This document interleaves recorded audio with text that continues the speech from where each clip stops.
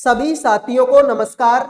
आज के इस वीडियो में हम बात करेंगे रेलवे ग्रुप डी एग्जाम 2025 के लिए इंपॉर्टेंट क्वेश्चनों के बारे में। जैसा कि आप सभी को पता है, रेलवे ग्रुप डी का एग्जाम जोरों शोरों से चल रहा है। काफी सारे बच्चों का एग्जाम कंप्लीट हो चुका है, लेकिन अभी भी लाखों की संख्या में ऐसे स्टूडेंट हैं जिनका पेपर आने वाले दिनों में है। तो जिनका भी एग्जाम अभी तक नहीं हुआ, इस वीडियो को लास्ट तक देख लेना, आपको समझ में आ जाएगा कि किस तरह के क्वेश्चन आप लोगों से पूछे जा सकते हैं। तो मेरे भाई, जिंदगी में और कुछ करो या मत करो, इस वीडियो को लास्ट तक जरूर देख लेना। इस वीडियो से काफी सारी हेल्प आपको मिलेगी। तो वीडियो को मैं शुरू करूं उससे पहले सभी बच्चे अपनी अपनी एग्जाम डेट एक बार मुझे बता दो, ठीक है। दी गई आकृति में कितने त्रिभुज और वर्ग हैं? एक की डायग्राम बहुत है भाई, एक की डायग्राम बहुत है। इसमें आपके त्रिभुज भी काउंट होंगे और वर्ग भी। फटाफट कमेंट करो भाई, इस सवाल का आंसर क्या होगा। तो देखो भाई, सबसे पहली बात तो मैंने तुमको बताया था कि जब भी इस तरीके का कोई डायग्राम आता है तो इसमें टोटल आपके 8 त्रिभुज होते हैं। कितने मेरे भाई? सर इसमें 8 त्रिभुज होते हैं। तो देखो भाई सर, 8 इसमें है, 8 एकम 8, 8 दूनी 16, 8 तिया 24 और 8 चौके 32। 32 तो ये हो गई। 32 के बाद में देखो मेरे भाई, अब तुम ठीक है, 32 के बाद में देखते जाओ। 32 के बाद में ये तुम्हारा हो गया 33वां, ये तुम्हारा हो गया 34वां और ये तुम्हारा हो गया 35वां।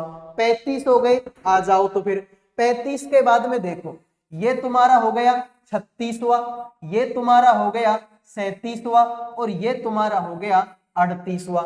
38 हो गए, ठीक है सर। 38 के बाद में ये तुम्हारा हो गया 39 और ये नीचे वाला हो गया तुम्हारा 40। यानी कि इसमें त्रिभुज कितने हैं? सर त्रिभुज तो इसमें 40 है। त्रिभुज कितने हैं मेरे भाई? सर त्रिभुज तो इसमें 40 है। और 40 मेरे भाई किस ऑप्शन में है? 40 तो सर इसी ऑप्शन में है। तुम्हारी मन शांति के लिए मैं इसमें वर्ग भी काउंट कर देता हूं। ध्यान से देखो सर, एक वर्ग तो ये रहा, दूसरा वर्ग ये रहा, तीसरा वर्ग ये रहा और चौथा वर्ग ये रहा। 4 वर्ग हो गए, ठीक है सर। 4 के बाद में एक इन दोनों को मिलाकर बनेगा 5वां, एक इन दोनों को मिलाकर बनेगा 6ठा और एक इन दोनों को मिलाकर बनेगा 7वां। तो मेरे भाई वर्ग कितने हो गए? सर वर्ग हो गए 7। तो 40 तो त्रिभुज और 7 वर्ग इसी ऑप्शन में है। यही तुम्हारे सवाल का राइट आंसर हो जाएगा। तो सी आंसर देने वालों ने तो मौज काट दी, बाकी सभी का ये सवाल गलत हो चुका है। तो मेरे भाई सभी बच्चे वीडियो को लाइक कर दो, चैनल को सब्सक्राइब कर दो भाई। जिन भी बच्चों के समझ में नहीं आए, थोड़ा सा वीडियो को पीछे लेके देख लिया करो, आपको भी समझ में आ जाएगा। क्योंकि मैं बहुत ही आराम से और इजी तरीके से आप लोगों को समझा रहा हूं। देखो भाई, वीडियो में आगे बढ़ने से पहले जो भी student railway group D exam 2025 की तैयारी कर रहे हैं, जिनका भी एग्जाम अभी तक नहीं हुआ, आने वाले दिनों में जिन भी बच्चों का एग्जाम है, उन सभी के लिए करंट अफेयर का, जीके का, रीजनिंग का और मैथ सब्जेक्ट का पीडीएफ तैयार कर दिया केवल 100 रुपए में। 100 रुपए में आपको चारों सब्जेक्टों का पीडीएफ मिलेगा। अगर कोई बच्चा इस पूरे पीडीएफ को ध्यान से मन लगाकर पढ़ लेता है, पूरे पीडीएफ का रिवीजन कर लेता है, तो लगभग वो सिलेक्शन के नजदीक पहुंच जाएगा। क्योंकि मेरे भाई पीडीएफ में ऐसे ही क्वेश्चन है जैसे क्वेश्चन आपको एग्जाम में देखने को मिलेंगे। तो मेरे भाई पीडीएफ में क्वेश्चन भी है और उनका आंसर भी है, ठीक है। क्वेश्चन भी है और उनका आंसर भी है। तो 100 रुपए कोई बहुत बड़ी बात नहीं है। अगर 100 रुपए के पीडीएफ से 10 क्वेश्चनों की हेल्प भी अगर तुमको एग्जाम में मिलती है, तो मेरे भाई ये बहुत अच्छी बात है। तो जिन भी बच्चों को पीडीएफ चाहिए, इन नंबरों पे व्हाट्सएप मैसेज करके केवल और केवल 100 रुपए में आप चारों सब्जेक्टों का पीडीएफ ले सकते हैं और अपनी तैयारी को बेहतरीन बना सकते हैं, ठीक है। तो जिनको चाहिए मैसेज कर देना। अब बढ़ता हूं अगले सवाल पर। अगला सवाल देखो मेरे भाई, यदि ए का मतलब प्लस है, बी का मतलब गुणा है, सी का मतलब माइनस है, डी का मतलब भाग है। तो निम्नलिखित समीकरण में प्रश्नवाचक चिन्ह के स्थान पर क्या आएगा? फटाफट कमेंट करो मेरे भाई, इस सवाल का आंसर क्या होगा। तो ध्यान से देखो भाई, 145 का तो 145 है, आगे तो ए है, ए का मतलब प्लस है, तो प्लस लगा दो मेरे भाई 27। आगे तो डी है, डी का मतलब तो भाग है, तो भाग लगा दो 3 का। आगे तो बी है, बी का मतलब गुणा है, और आगे मेरे भाई यहाँ पर प्रश्नवाचक चिन्ह है। ठीक है भाई, प्रश्नवाचक चिन्ह है, तो प्रश्नवाचक चिन्ह और इक्वल में है मेरे भाई आपका 163। तो ध्यान से देखो, 145 का 145 प्लस में 3 का भाग इसमें देंगे तो 3 नाम का 27 यानी कि 9, और प्रश्नवाचक चिन्ह की जगह पर मैं x मान लेता हूं। ठीक है, तो ये हो जाएगा 9x इक्वल टू में हो जाएगा 163। तो मेरे भाई 9x की वैल्यू चाहिए, तो 145 इसमें से घटेगा, तो 163 में से कितना घटाएंगे? 145 घटाएंगे, तो बचेगा कितना मेरे भाई? 18। तो 9 एकम 9 और 9 दूनी 18, तो x की वैल्यू कितनी आ जाएगी? 2 आ जाएगी। तो जिन्होंने मेरे भाई ऑप्शन 1 आंसर दे दिया उनके मजे हो गए, बाकी सभी का ये सवाल गलत हो चुका है। बेहतरीन सवाल है मेरे भाई, ठीक है, बेहतरीन सवाल है। 145 का 145, ए का मतलब प्लस, 27 की जगह पर 27, डी का मतलब भाग, 3 का 3, और बी का, ठीक है, बी का मतलब गुणा, और प्रश्नवाचक चिन्ह की जगह पर मैंने क्या मान लिया है? x मान लिया है। ठीक है, तो 3 का भाग 27 में देंगे 9 बार, 9 को x से गुणा करेंगे 9x, तो 163 में से 145 घटाएंगे तो 18 बचेगा, 9 दूना हो जाएगा मेरे भाई 18। उम्मीद करूंगा ये सवाल भी समझ में आ गया होगा। तो लाइक और सब्सक्राइब नहीं रुकने चाहिए भाई, मैं भूखा हूं लाइक और सब्सक्राइब का। तुम जैसा बोलोगे मैं वैसा पढ़ाने के लिए तैयार हूं। तुम बोलो कि दिन में 10 क्लास ले लो, मैं 10 क्लास ले लूंगा, लेकिन लाइक और सब्सक्राइब तो करना पड़ेगा। आइए भाई देखिए, दी गई आकृति में कितने त्रिभुज हैं? ध्यान से देखो इस डायग्राम को और बता दो इसमें कितने त्रिभुज हैं। 10 सेकंड में, तुम्हारे पास में 10 सेकंड है इस सवाल को करने के लिए। क्या कोई ऐसा दुरेंद्र बच्चा है जो 10 सेकंड में या 20 सेकंड में इस सवाल को कर दे? चलो मैक्सिमम तुम आप 20 सेकंड ले लो, 20 सेकंड में बता दो इसमें कितने त्रिभुज हैं।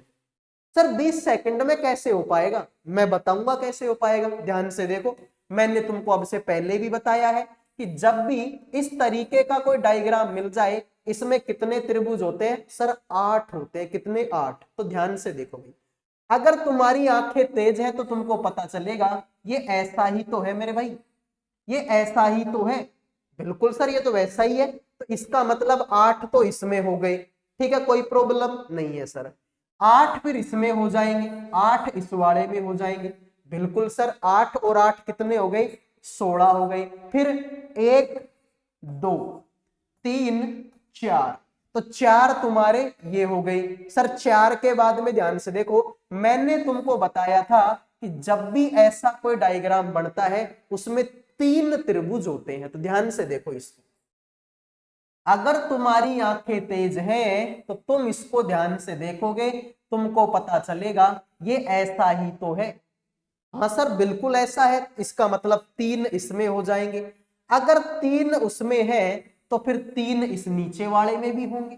3 अगर उसमें है तो 3 इस नीचे वाले में भी होंगे, तो 3 फिर तुम्हारी ये। अब गिन लो इनको कितने हैं। सर 8 एकम 8, 8 दूनी 16, 16 और 4 20, 20 और 3 23, 23 और 3 कितना होता है? 26। अच्छा 26 तो ये हो गए। अब देखो एक इन दोनों को मिलाकर बनेगा, हो गया तुम्हारा 27, और एक तुम्हारा इन दोनों को मिलाकर बनेगा, ये हो गया तुम्हारा 28। तो जिन्होंने 28 आंसर दे दिया है उनके तो मजे हो गए, बाकी सभी का ये सवाल गलत हो चुका है। उम्मीद करूंगा मेरे भाई ये सवाल समझ में आ गया होगा। जिन बच्चों को समझ में नहीं आया, इस वीडियो को थोड़ा पीछे लेके देख लो, आपको ये सवाल समझ में आ जाएगा। अब देखो मैं बार बार इसी सवाल को समझाता रहूं, 4 बार इसको मैं रिपीट कर दूं, तो इतना टाइम तुम्हारे पास में भी नहीं है, क्योंकि एग्जाम तो आ चुकी है मेरे भाई, सर पे खड़ी है एग्जाम। तो जिनको समझ में नहीं आए वो वीडियो थोड़ा पीछे लेके देख लिया करो, गारंटी है आपको समझ में आ जाएगा। आओ मेरे भाई अगले सवाल पर बढ़ते हैं। देखिए, ठीक है, दिशा का जो टॉपिक है, डायरेक्शन का जो टॉपिक है, उस टॉपिक का ये सवाल है। ध्यान से देखो, अर्जुन अपने घर से दक्षिण की ओर 40 मीटर चलता है, फिर बाएं मुड़ता है और 55 मीटर चलता है, फिर एक बार और बाएं मोड़ लेता है और 15 मीटर चलता है, फिर बाएं मुड़ता है, फिर से 55 मीटर चलता है। अब वह अपने घर से कितनी दूर है? बड़ा ही सिंपल सवाल है, ठीक है, डायरेक्शन का सवाल है लेकिन है बड़ा सिंपल। ध्यान से देखो, अर्जुन अपने घर से दक्षिण की ओर गया 40 मीटर। मान लो कि यहां पर अर्जुन का घर है, तो यहां से गया है वो कितना? 40 मीटर। उसके बाद में दाएं मुड़ता है, सॉरी बाएं मुड़ेगा और 55 मीटर चलेगा। तो मेरे भाई बाएं मुड़ेगा और कितना चलेगा सर? ये तो 55 मीटर चलेगा। फिर एक बार और बाएं मुड़ता है और 15 मीटर चलता है, एक बार और बाएं मुड़ेगा और 15 मीटर चलेगा। तो ये चल लिया मेरे भाई कितना? 15 मीटर। फिर बोला कि फिर से बाएं मुड़ता है और 55 मीटर चलता है, फिर बाएं मुड़ेगा और 55 मीटर चलेगा। भाई ये 55 है तो ये भी 55 है, ठीक है, 55 मीटर चल रहा है। तो अब घर से कितनी दूर है? तो मेरे भाई शुरुआत उसने यहां से की थी, प्रेजेंट टाइम में वो यहां पर है। तो अगर ये 15 है तो ये भी 15 होगी, ये अगर 15 है तो ये भी 15 होगी। लेकिन सर ये पूरी तो 40 है, तो 40 में से 15 घटा दो, 40 में से 15 घटाएंगे 25 बचेगा। तो ये जो दूरी है ना, ये कितनी बच गई मेरे भाई? 25। अरे 25 और 15 40 ही तो होता है। तो इसका मतलब राइट आंसर तुम्हारा 25 हो जाए। तो जिन्होंने 25 आंसर दे दिया उनके मजे हो गए, बाकी सभी का ये सवाल गलत हो चुका है। आओ मेरे भाई अगले सवाल पर बढ़ते। देखिए, दी गई आकृति में कितने त्रिभुज हैं? ध्यान से देखो इस सवाल को और बता दो इसमें कितने त्रिभुज हैं। मैं इस सवाल को करने के लिए आपको आधी मिनट का टाइम देता हूं। कितनी मिनट का? आधी मिनट का, ठीक है भाई। इस सवाल को करने के लिए आधी मिनट का टाइम देता हूं। अब बता दो इस सवाल का आंसर क्या हो। तो देखते हैं आप में से कितने बच्चे सवाल का आंसर करेंगे। सर सवाल बड़ा सिंपल है, दिखने में कठिन है लेकिन है बड़ा सिंपल। क्योंकि मेरे भाई मैंने तुमको बताया था कि जब भी इस तरीके का कोई डायग्राम आता है, इसमें तुम्हारे कितने त्रिभुज होते हैं? सर इसमें 8 होते हैं। अगर इस एक लाइन और खींच दूं मैं तो इसमें कितने त्रिभुज होते हैं? सर 12 होते हैं। एक लाइन और खींच दूं मैं इसमें तो इसमें कितने त्रिभुज होंगे? सर 16 होंगे। तो इसमें कितने? 16। ये तो मुख जबानी याद होने चाहिए भाई, ये तो मुख जबानी याद होने चाहिए। अब ध्यान से देखो तुम, ये ऐसा ही तो है। अगर तुम्हारी आंखें तेज हैं तो ये ऐसा ही तो है मेरे भाई। बिल्कुल सर, ये तो ऐसा का ऐसा है। तो इसमें कितने त्रिभुज हो गए? 16। तो 16 त्रिभुज तो तुम्हारे इसमें हो गए। अब ध्यान से देखो मेरे भाई, ठीक है, अब ध्यान से देखो। देखो एक त्रिभुज ये बन गया, दूसरा ये बन गया और तीसरा ये बन गया। तो इसमें 3 है, तो 3 एकम 3, 3 दूनी 6, 3 तिया 9 और 3 चौके 12। तो 12 त्रिभुज तुम्हारे ये हो गए। तो 16 और 12 कितना हो गया? 28। इसका मतलब ये ऑप्शन ही गलत है मेरे भाई, ठीक है, इसका मतलब ये ऑप्शन ही गलत है। इसका राइट आंसर तुम्हारा होगा कितना? 28। तो जिन्होंने 28 आंसर दे दिया उनके हो गए भाई मजे, बाकी सभी का ये सवाल गलत हो चुका है। आई थिंक ऑप्शन वर्ग के हिसाब से है कि इसमें टोटल कितने वर्ग है, ठीक है। तो इसमें त्रिभुज कितने हो गए? 28, 16। तो इसमें 3 एकम 3, 3 दूनी 6, 3 तिया 9, 3 चौके 12। तो 16 और 12 कितना होता है? 28 होता है। तो यही तुम्हारे सवाल का राइट आंसर है। अच्छा, मैं तुम लोगों को एक होमवर्क क्वेश्चन दे रहा हूं, मैं तुम लोगों को एक होमवर्क क्वेश्चन दे रहा हूं। होमवर्क क्वेश्चन ये है, देखो अभी के अभी इस वीडियो को यही रोको और होमवर्क क्वेश्चन करो। इसमें बताने हैं कि टोटल वर्ग कितने हैं। इसमें आपको टोटल वर्ग बताने कितने हैं। त्रिभुज तो मैंने बता दिए, अब तुमको वर्ग बताने इसमें कितने हैं, ठीक है। तो होमवर्क क्वेश्चन तुम्हारे लिए है, इसमें वर्ग बताओ कितने। तो इस आकृति को ध्यान से देख लो और इसमें वर्ग बताओ कितने हैं। ध्यान से देखो भाई, यदि प्लस और माइनस को बदल दिया जाए, गुणा और भाग को बदल दिया जाए, तो निम्नलिखित समीकरण में प्रश्नवाचक चिन्ह के स्थान पर क्या आएगा? जबरदस्त सवाल है, बेहतरीन सवाल है। ऐसे ही सवाल एग्जाम में देखने को मिलेंगे।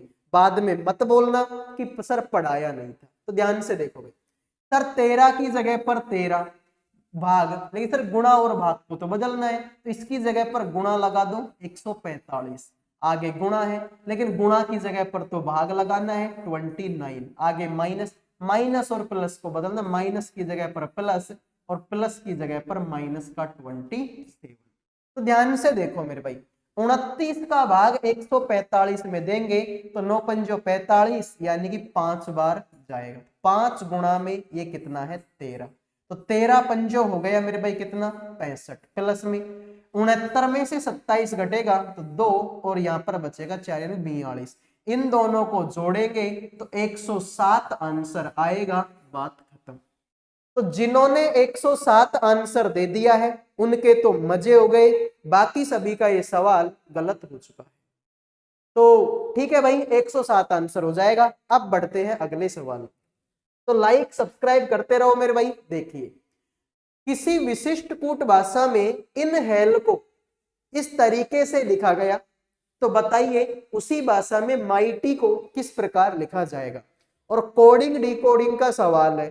कोडिंग डिकोडिंग में मैंने एक बात तुमको बताई थी कि मेरे भाई जब भी ऐसा कोई सवाल मिले सबकी नंबरिंग दे दो कि कौन सा अक्षर कौन से नंबर पर आता है। ये सबसे बेस्ट तरीका है, इससे बेस्ट तरीका इस दुनिया में एग्जिस्ट ही नहीं करता। ठीक है भाई, इससे बेस्ट तरीका इस दुनिया में है ही नहीं मेरे भाई। तो ध्यान से नंबरिंग दो इनकी। इनहेल सर आई आता है 9 नंबर पर, एन आएगा 14 पर, एच आएगा 8 पर, ए आएगा 1 पर, एल आएगा 12 पर, ई आएगा 5 पर।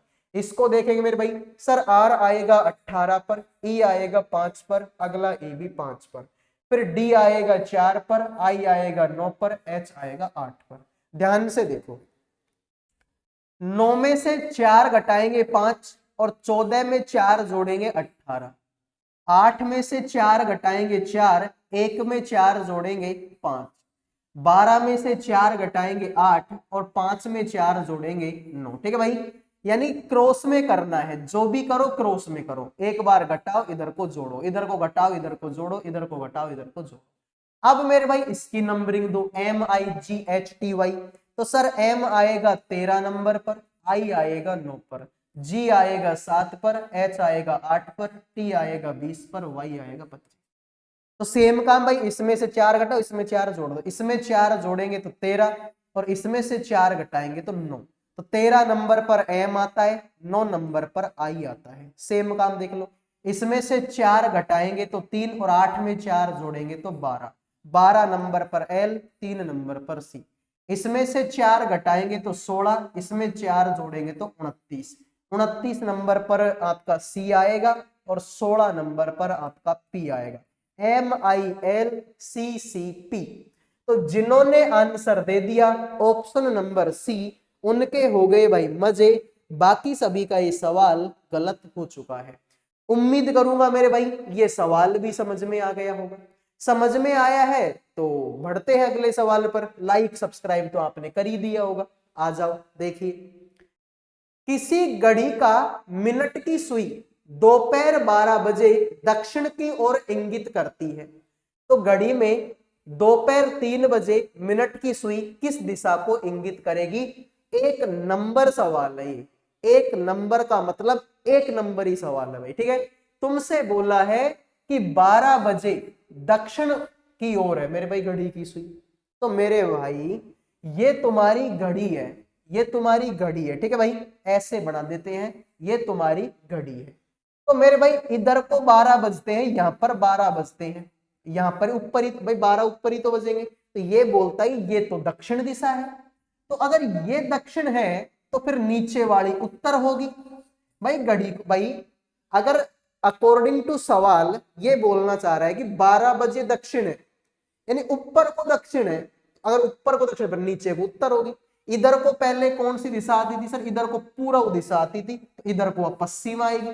और इधर को पहले पश्चिम दिशा आती थी, अब इधर को पूर्व दिशा आएगी।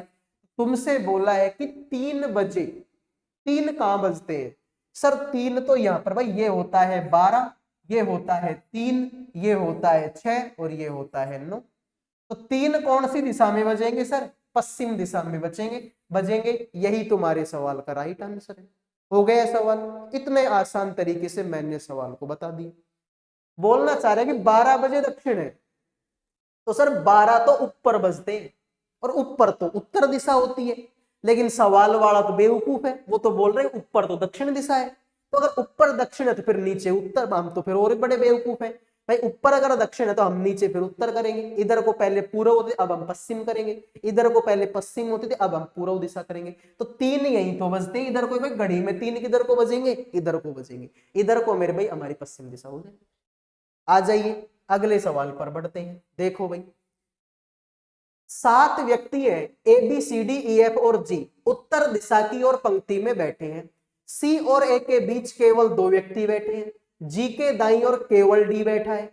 ए और जी के बीच केवल एक व्यक्ति बैठा है। ई बी के दाईं ओर किसी स्थान पर है, लेकिन एफ के बाईं ओर किसी स्थान पर है। तो एफ के बाईं ओर कितने आदमी बैठे हैं? कर दो भाई सवाल, बड़ा सिंपल है। कर दीजिए सवाल को, बड़ा सिंपल है भाई। 7 आदमी बिठाने उत्तर दिशा की ओर मुंह करके। तो ये मैंने एक लाइन बनाई, इसमें 7 आदमी बिठा दो। पहला आदमी, दूसरा आदमी, तीसरा आदमी, चौथा आदमी, पांचवा आदमी, ये हो गया छठा। एक मैं इधर को बना लेता हूं 7। हो गए 7 आदमी। हाँ सर 7 आदमी। इसने बोला कि उत्तर दिशा की ओर मुंह करे बैठे। उत्तर दिशा, मान लो मैं इधर को बैठा हूं, तो इधर को है मेरी कौन सी दिशा? सर इधर को मेरा दायां हाथ है, यानी इधर को जाऊंगा तो सबका दायां आएगा। इधर को मेरा बायां हाथ है, तो इधर को मैं जाऊंगा तो सबका बायां हाथ आएगा। अब सवाल को देख, सवाल की इस वाली लाइन को पढ़ो जहां पर बोला है कि जी के दाईं ओर केवल डी बैठा है। तो जी के दाईं ओर और केवल डी बैठा है, इससे आगे कोई नहीं है। फिर तुमसे ये भी बोला कि ए और जी के बीच में तो एक आदमी है। ए और जी के बीच में एक आदमी है। बात तो सर ये भी सही है। फिर तुमसे बोला सी और ए के बीच में 2 आदमी है। तो सी और ए के बीच में 2 आदमी है। बात तो तुम्हारी ये भी सही है। फिर तुमसे बोला कि जो ई है ना, ई बी के तो दाईं ओर है लेकिन एफ के बाईं ओर है। तो मेरे भाई बी के तो दाईं ओर बनाओ ई को, लेकिन एफ के बाईं ओर है। ठीक है मेरे भाई, तो एफ के तो बायां हो गया और बी के दायां हो गया। अब तुमसे सवाल है पूछा है कि एफ के बाईं ओर कितने आदमी हैं? तो ये रहा तुम्हारा एफ, इसके बायां कितने आदमी है? सर पहला आदमी, दूसरा आदमी, तीसरा आदमी, चौथा आदमी। तो क्या यही तुम्हारे सवाल का राइट आंसर है क्या? बिल्कुल मेरे भाई, यही हमारे सवाल का क्या होगा? राइट आंसर हो जाएगा।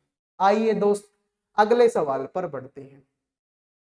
ये मैथ का सवाल है भाई, बड़ा सिंपल सवाल है।